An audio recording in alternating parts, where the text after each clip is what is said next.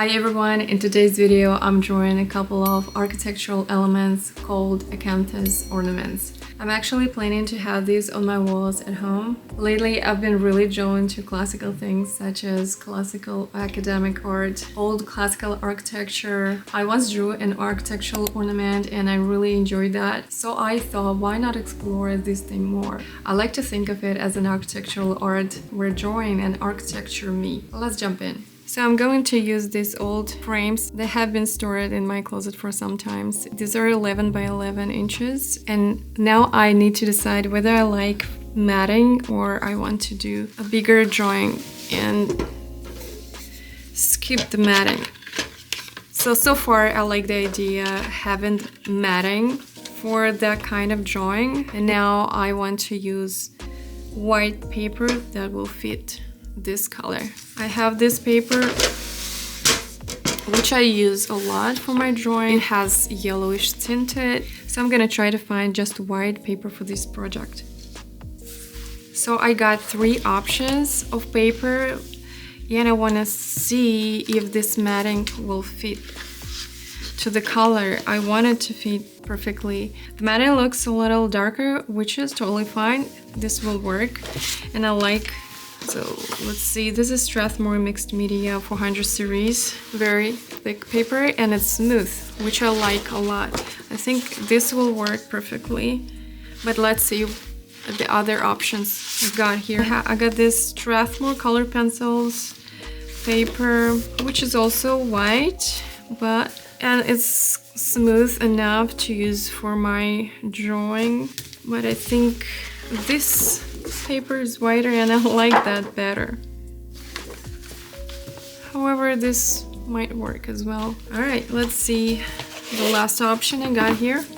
It's another Strathmore, it's Bristol, and it's also, it's vellum surface, so it does have tiny tooth to it. Oh, I really like this quality, actually.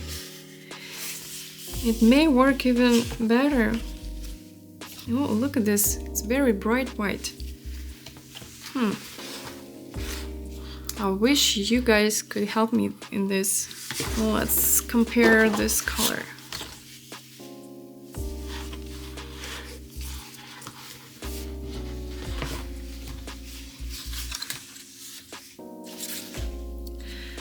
At the end of the day, it's not that big of a deal, but I am a person who overthinks things all the time, so I have to deal with it. So I'm going to stick with this one. It's Mixed Media Strathmore. I just got 2 last pages here for this project. I hope I'm not gonna mess up with it. Anyways, now I'm going to cut the right size. I'm just gonna cut it, make a mark, and cut it with a knife.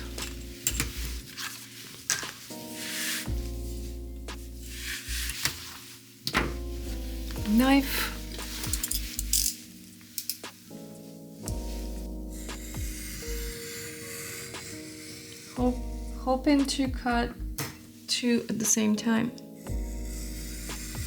2 pages at the same time. Alright. One is cut, and the second almost. I'm gonna cut it through. Oh.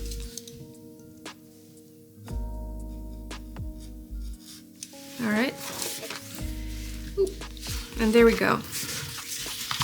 So I got 2 pages, and what I'm gonna do now is to mark that window in the corner so I know where the center is and where... Actually, I may even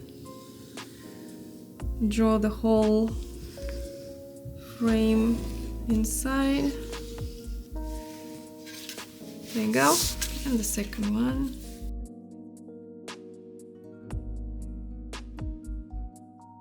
Okay, so now I'm ready to work. I actually haven't decided on the pictures yet, so let me explore. I got a few pictures I found online, and to be honest, it's so hard to find good architectural ornaments in good quality in close-up view. I may use this one or this one. Actually, this is pretty good. This I like, very beautiful, but it's not, it's just a drawing. I just saved it for the sake of collection. This is one of my favorite. This design is gorgeous, I love it, but I will probably use it later for bigger formats. And here, what I'm thinking is to use these little circles of the leaves. It's the same design here, just different face. I want to make two cohesive pieces that are different in design but the same in style. So I got one. I guess my other option would be just another face or the central part with the berries. All right, I'm overthinking again. Send some help. And it's really difficult to find this kind of images online. All I find is whether it's in bad quality or all the same pictures, or there are a whole bunch of AI generated images. I want to use real reference, something that exists in real life. AI generated pictures, never. I would never use them. All right, I narrowed down to 3 options, and now I'm thinking this will go for sure in one of these faces. This looks funny and interesting, and this look very doable. Which one of this? This one. Oh, it popped up automatically. So this one. All right, this looks fun. Yes. Sharpen my pencil a little bit. 2B. Let's go. So I'm going to outline the object I'm going to draw. It has circular shape, and I'm going to just mark the borders where I want it to be on the page. All right, so I've outlined this kind of circle, and I'm gonna just start outlining the shape I see. Maybe some of the shadows.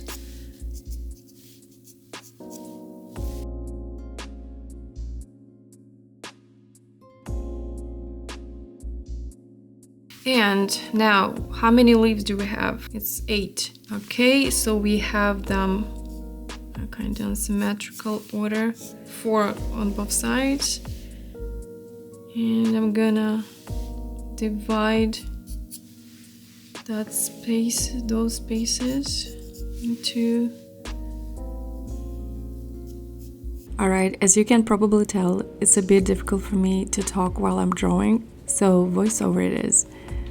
I usually just rely on observation, but if something feels a bit off or I want to double check the proportions, I use my pencil to measure. I use the sighting method, comparing distances, like how much taller or shorter the height is compared to the width, and then adjust things if needed. In this drawing, I'm not looking for a very precise accuracy, but close nevertheless.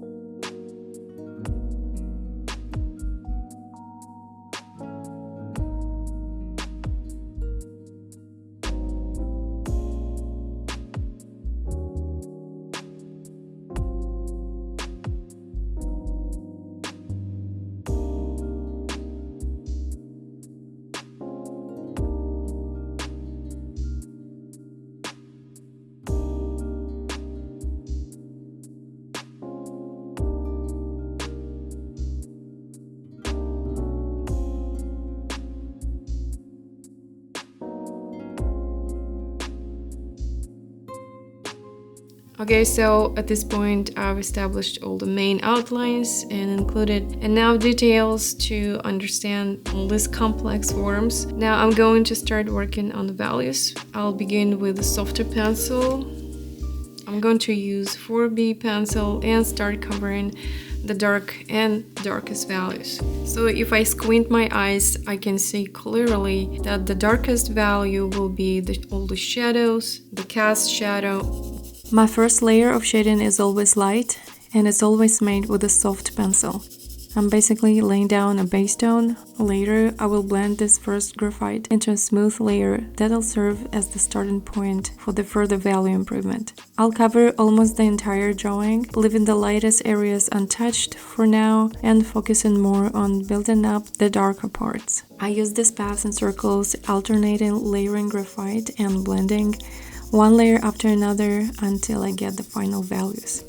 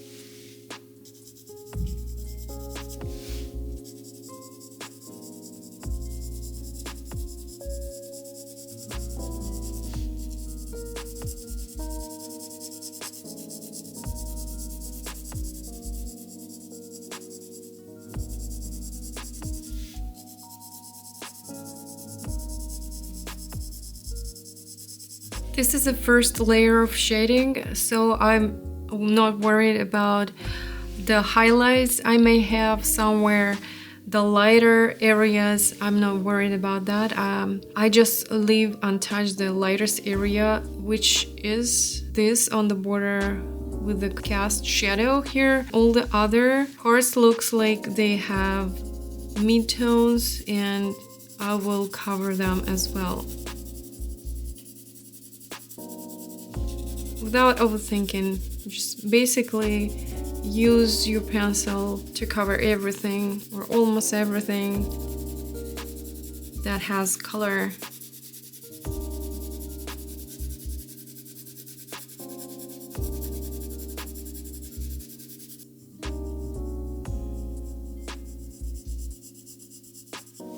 Now I'm going to use a napkin to smudge this first layer to blend it into one solid layer of shading.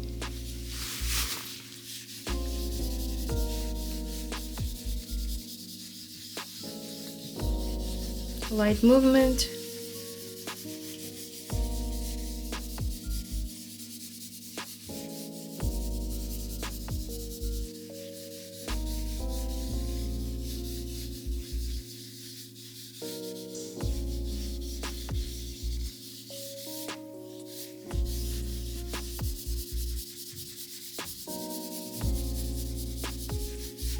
This way I get this solid foundation, which I can use to further improve my values. Now I'm gonna use 2B pencil and continue improving my values.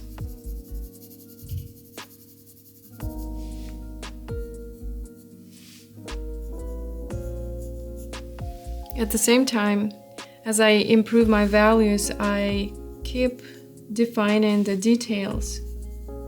Some details may need to be corrected, and I'm gonna do it along the way.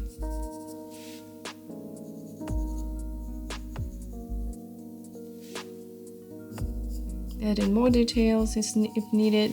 I'm gonna work on that while defining the value.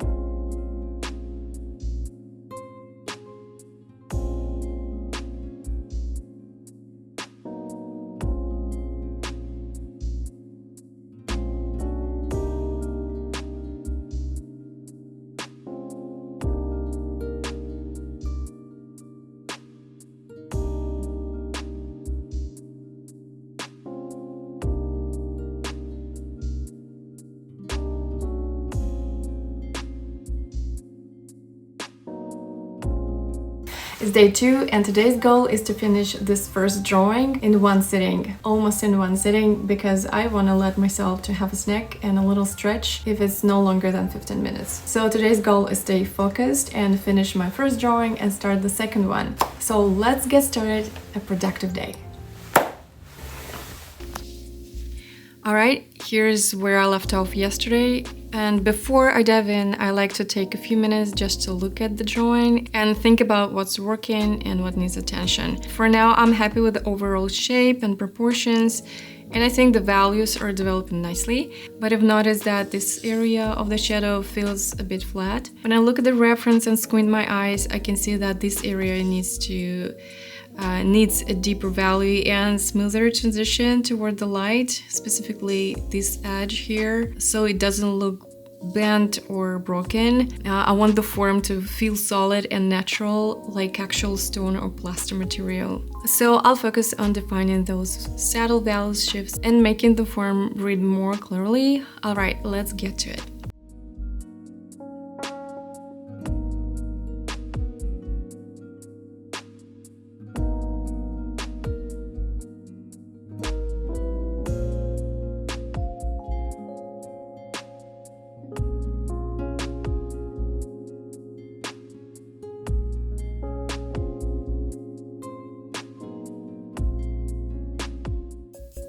I'm working with the pencil 2B, and when I need to make darker values, I want to use very sharp pencil that I can get into all these little small valleys and creases and make that solid value. So I'm gonna sharpen this pencil right now. I always use this stationary knife for sharpening my pencils.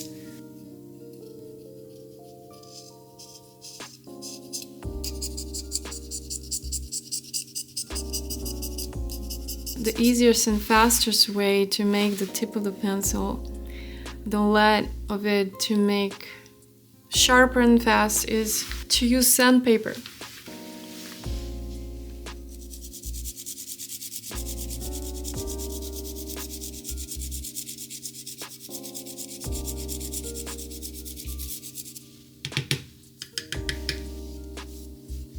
Now I'm ready to darken this value and work on the darkest value in general in this drawing.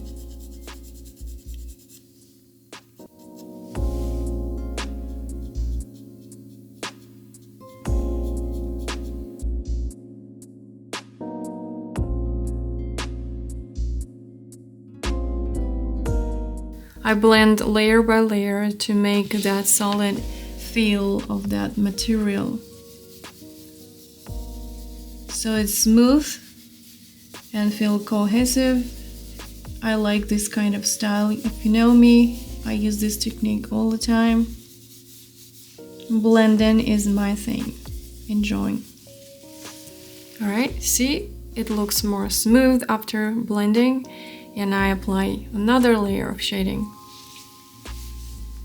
defining our values.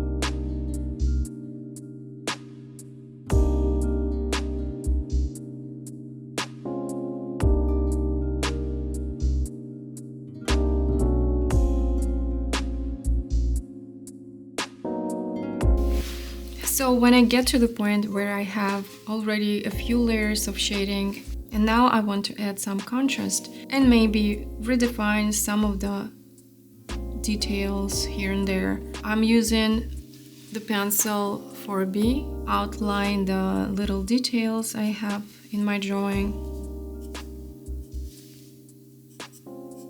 So next time I blend, I don't entirely lose them. And I have all the outlines in place. At the same time, I'm shading them as well. Therefore, I'm adding more contrast, making the shape pop up. Later, I will add even more structure to pop up by using this pen style eraser. I'm gonna work in the light shade, and I'm going to work in the light areas such as highlights. This surface isn't shiny, so there's little, actually there's no reflections, but just lighter areas. Now, for example, as I look at the reference, I see the lightest area here, and the border of the shadow and the light is very neat and precise. The line that represents where shadow meets light, precise and clean. There's no blending or uncertain line. So here I may use my eraser to clean this shadow path and emphasize this contrast. I will work with it later in the stage where I cover this part with the shading and define some values. So right now we're halfway through. If you guys have any questions about my process of drawing, specifically for this one, feel free to ask away in the comment section. I will always be happy to respond and answer your questions. So I'm going to work with this pen style eraser and show you how it really worked beautifully to make the form pop up, to make it more three-dimensional. So if we look at the reference, let's start with this corner. I see that this element here is lighter and I need to lighten this value here.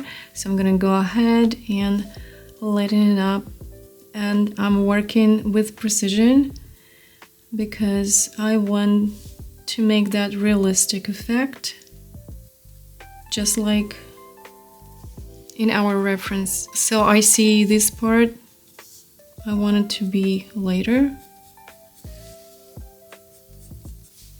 I'm gonna emphasize this line here and the outline of this black shadow part.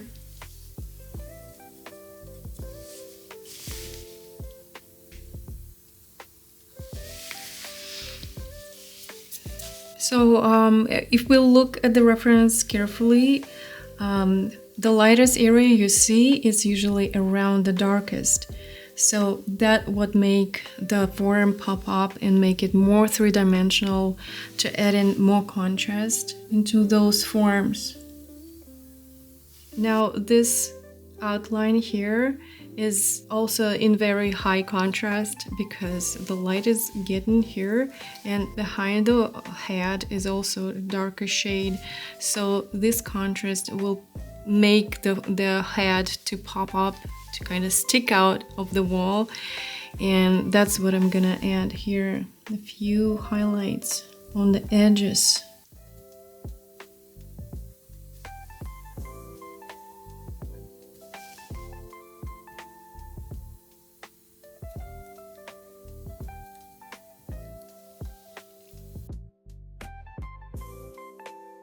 So I'm using this pen style eraser basically as a white pencil. Everywhere I see lightest value, I just go ahead and use it as a white pencil. If it gets too dark and to cover it with graphite, I would just rub it off with this sheet of paper and use it again.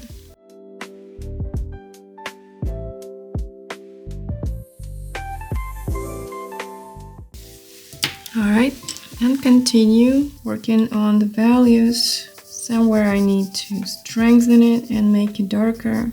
Like here, I see this part is definitely should be way darker.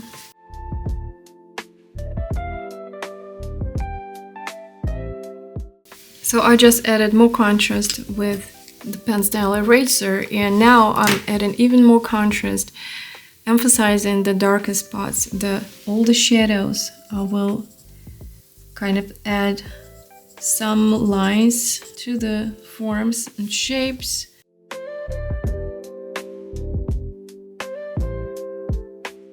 In this drawing I only used 2 pencils, 2B and 4B, and I think that will be enough for creating a solid contrast drawing.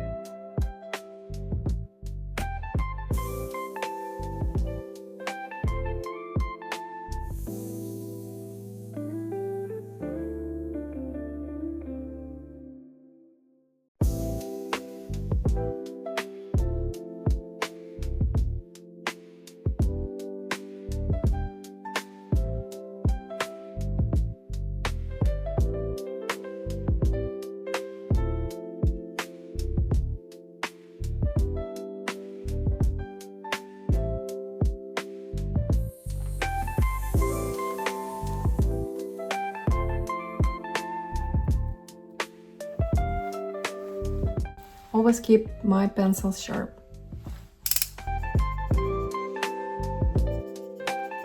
Hi there, this is the 3rd day of me drawing this work. I couldn't complete it yesterday. Unfortunately, some work popped up and I had to do different things. As you can see here, the left portion of the drawing is almost done, and I'm going to make some finishing touches on the left side and then continue working on the right side. And now I want to do some finishing touches using my pen style eraser. I'm going to lighten up some of the lighter areas that I see need to be done. All right, I'm gonna clean up the tip of the eraser and start lighting up.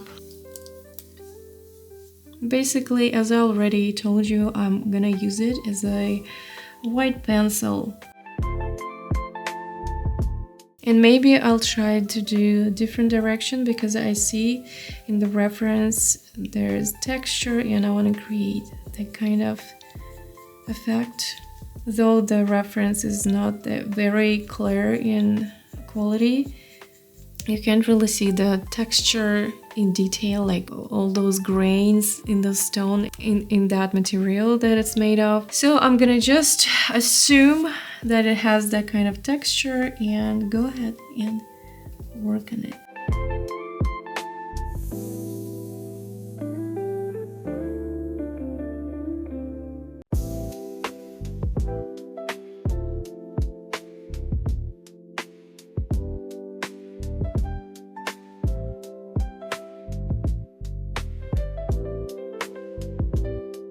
For right now, the left side looks pretty good.